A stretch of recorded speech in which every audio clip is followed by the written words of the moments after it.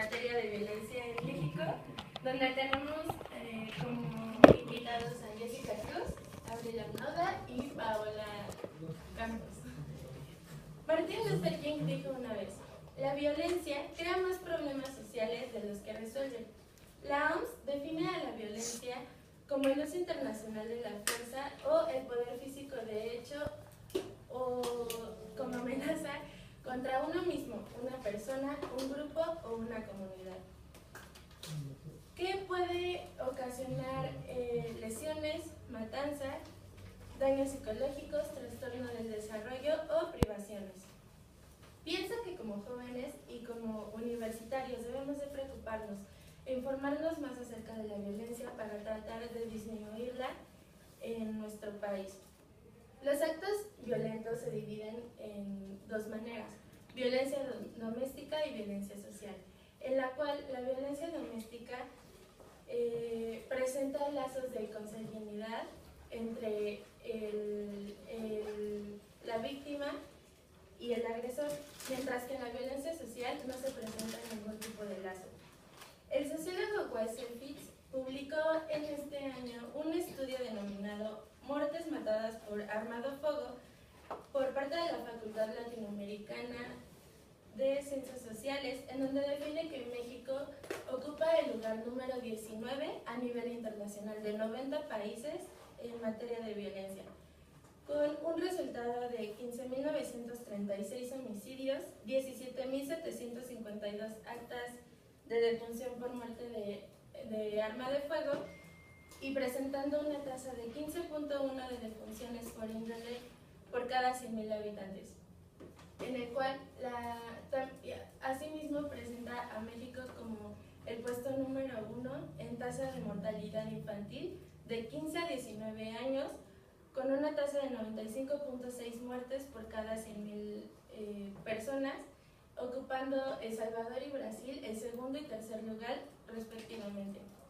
Según hallazgos del Índice de Paz de México en 2015, elaborados por expertos del Institute of Economics and Peace, México en los últimos años ha disminuido su índice de violencia. Sin embargo, en los últimos 12 años, 23 de los estados ha aumentado su nivel de violencia, en el cual el 40% en 6 estados ha incrementado de manera impactante, incluyendo aquí Aguascalientes, Guanajuato, Coahuila, Colima y Nuevo León. El número de homicidios que se cometen en comparación a las condenas que se presentan se han duplicado del 2006 con 1.45 de tasa de mortandad al 3.35 en el 2013, en donde en los últimos 2 años ha incrementado el 11% el nivel de violencia con armas de fuego. Tomando como ejemplo a Guerrero, que se ha convertido en el país más violento en este año, con el último caso,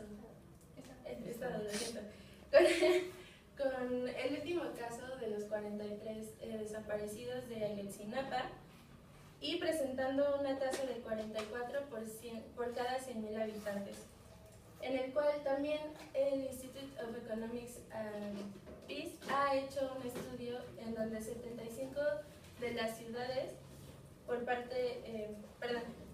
se ha determinado que al menos la menos pacífica ha sido Culiacán por la violencia que se presenta en el narcotráfico, y en segunda instancia Tecomán por una tasa de 50 homicidios, 50% de homicidios por 100.000 habitantes. Dando así esto, vamos a entrar un poquito más en la materia de violencia, empezando con Jessie. Tienes 2 minutos y con la primera pregunta, que es: ¿qué tipo de violencia creen que sea la más preponderante y por qué? Bueno, yo creo, y desde el punto de vista internacionalista, que la violencia que es más preponderante en México tiene que ver mucho con la parte del narcotráfico, yendo más a la parte de la normalización de la violencia en México. ¿Por qué? Porque yo creo que, y tomando algunas cifras del Centro de Estudios Sociológicos y Políticos de París sobre mexicanistas, para quien no sabe qué es un mexicanista, una persona dedicada a estudiar en sí el país de México. Y por alguna extraña razón, la mayor cantidad de mexicanistas se encuentran en Europa. Ellos, su área de estudio es en sí el país. Y creo que el narcotráfico es la parte de la violencia ligada al narcotráfico es la más preponderante, ya que México se ha convertido en un país lleno de zonas marrones. Y justamente lo que comentabas es que estas zonas marrones es donde se centraliza la violencia. ¿Por qué? Porque es donde el Estado pierde el control sobre estas zonas, entonces la gente hace lo que quiere hacer. Y no es que la gente haga lo que quiere hacer, es que el narcotráfico toma el poder sobre estas zonas en las que el Estado pierde el poder. De manera que creo que es justamente esta parte. Igual, el país creo que en sí el tema de violencia es un tema muy delicado para el país, desde el punto de vista, por ejemplo, tomándolo de la parte social, en que los meses de septiembre y octubre, sobre todo octubre, es un mes difícil para México. Por eso muchos filósofos y muchos escritores han dicho que octubre es el mes negro de México, porque es justo cuando han pasado muchísimas, no nada más matanzas, sino que cada año, desde hace más o menos unos 8 y desde el 68, pues sí hay como... Ha habido muchas decisiones de coacción que no se tuvieron que haber tomado, y eso es por parte del Estado, tratando de pues, lidiar con esta guerra contra el crimen organizado, que fue declarada por Felipe Calderón oficialmente entre el 2016 y el 2012. Gracias. Paola. Bueno, yo voy a tomar los 10 tipos que el Instituto de Refugios contra la Violencia de México estipuló. Dentro de ellos existe el tipo de violencia en la comunidad, que bueno, yo considero que es el que prepondera más en el país, ya que este habla sobre la discriminación, la desigualdad, la denigración y entre las personas, o sea, entre la comunidad. Esto yo lo asocio mucho con cómo se marcan los niveles socioeconómicos en el país, y de igual forma en el laboral, que va un poquito, bueno, que va de la mano, ya que, bueno, por ejemplo, muchos, no sé si les ha pasado que van en la calle y, bueno, recientemente vi un video en el que unos jóvenes en otro país agredían de forma física a una señora de la tercera edad que era indigente. Esto, bueno, lo voy a retomar en México, ya que la gran mayoría de las personas denigran y discriminan a estas personas por su nivel económico bajo. De igual forma, yo considero que en lo laboral existe mucha violencia, ya que no tenemos como la cultura de hacer que, pues sí, de líderes, hacer que las personas que trabajen contigo crezcan y se desarrollen laboralmente como tú podrías hacerlo. Entonces, vas haciendo a las personas menos, y lo cual genera violencia, ya que al mismo tiempo pues sí, haces menos a las personas, haciendo que no crezcan, o sea, no tengan un puesto mayor, lo que también provoca que tengan menos ingresos y se sientan de cierta forma menos. Ya. Gracias. Abril. Yo creo que es la violencia psicológica y física a través del abuso, o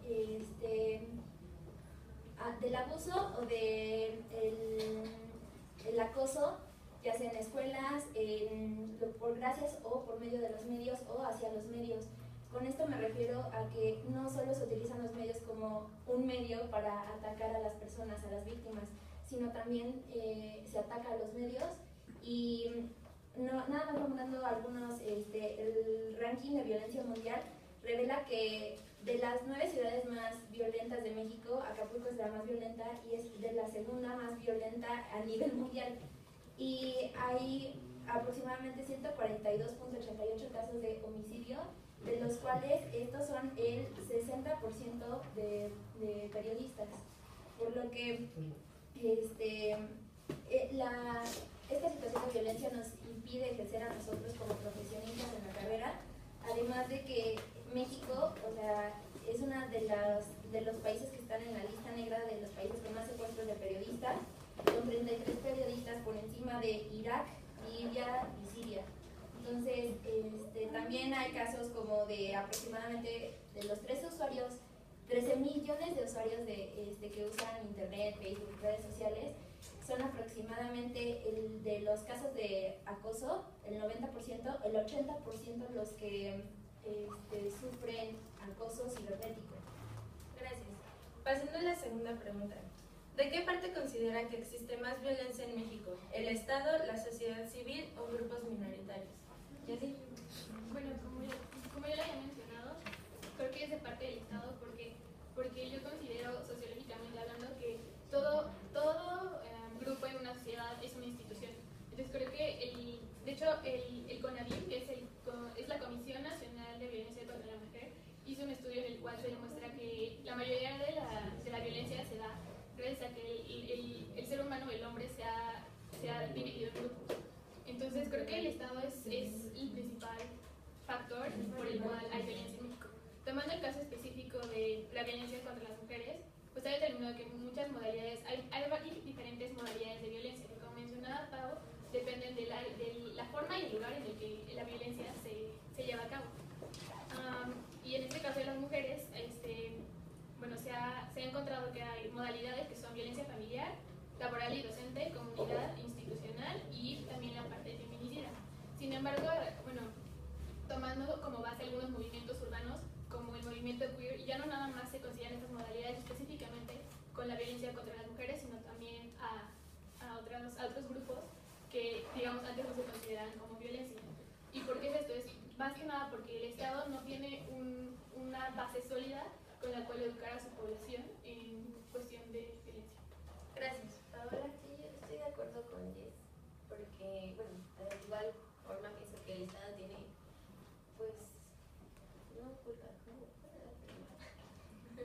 ¿De qué parte consideran que existe más violencia en México? del Estado, ya que pues, yo considero que el Estado tiene como, de cierta forma, el poder, y digo el poder entre comillas, porque pues, yo creo que la violencia se genera a partir de que una persona o un grupo de personas tienen una ideología y quieren que otras personas tengan esa misma ideología o sigan esa forma de pensar.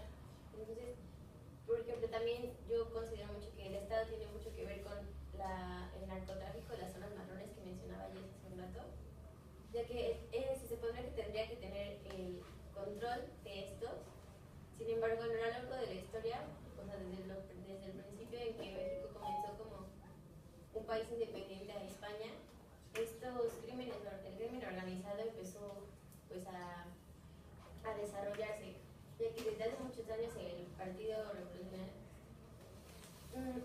creó como ciertas como contratos, por alguna forma decirlo, para que el crimen organizado pudiera trabajar en ciertas áreas de México. Después de que pues este partido dejó de liderar a México y comenzó el Partido Acción Nacional, en el que, como ya he mencionado, Felipe Calderón, comenzó esta batalla contra el narcotráfico, se perdió este control absoluto. Y bueno, también creo, como igual ya lo habían mencionado, que la forma de educación, o el sistema educativo de México, pues está basado en realmente que la población no tenga una educación suficiente como para poder comprender la gravedad de lo que es una violencia, de lo que podríamos como hacer para detenerla y para poder seguir creciendo como un país desarrollado y pues ser mejores socialmente. Gracias. Abril. Yo creo que proviene en su mayoría de la sociedad civil, pero también del Estado. La sociedad civil porque nosotros somos los que, bueno, como sociedad, somos los que o somos los acusadores, o somos las víctimas, o somos los observadores. Los observadores normalmente no delatan ciertos casos de bullying, por ejemplo en los medios, ya que piensan que esto no es motivo para generar otro tipo de violencia que puede ser la física.